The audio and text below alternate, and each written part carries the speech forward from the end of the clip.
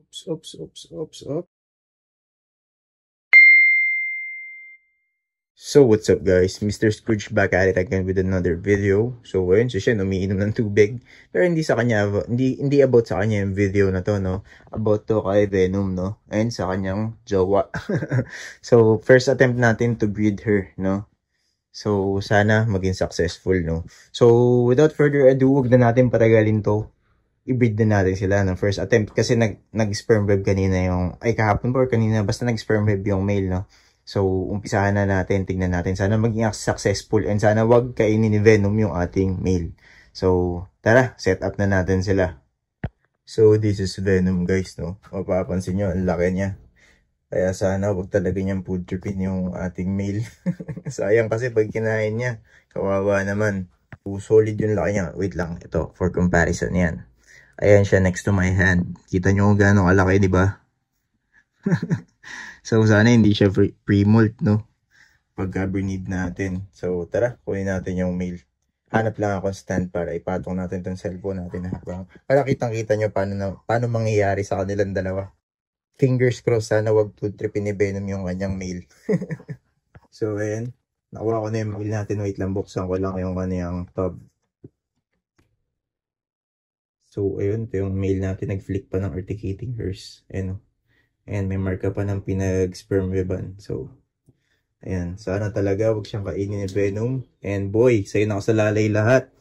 Kaya galingan mo, pag di mo ginalingan, naku, food trip ka kay Venom. So, yeah. Tayo nating i-introduce siya. Pasok ko na lang siguro to sa enclosure ni Venom. No? Malaki naman yung enclosure niya eh. Huwag nating madaliin at baka kainin siya ni Venom. Cook natin onti yung meat. Ayan. Yeah, boy. Oops. Ready lang natin tong tweezers at baka kainin siya. Laki ni Venom sobra. Tignan nyo yung size difference nila, oh. Visit na yan. So, I think pag ganyan, time-lapse na lang natin. Sobrang tagal na ito, eh. Ay, putik! Patay ka! Sinakmal ni Venom, gagi.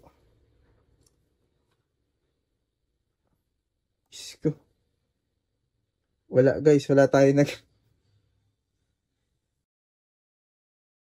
Puta, regis na yan. Wala. Ito time-lapse ko sana, kaso wala. Hindi siya nag-tap. Kaya di siya naramdaman ni Venom. Oh, damn. Ba't di ka kasi nag-tap? Ay, sus. Wala. Ay, nako. Wawa naman. Wala na. Wala na tayong magagawa, guys. Nakapita na siya ni Venom. Ayaw bitawan eh. Ah. Failed, guys. Failed. Isip na yan. Sayang naman tong ating mail.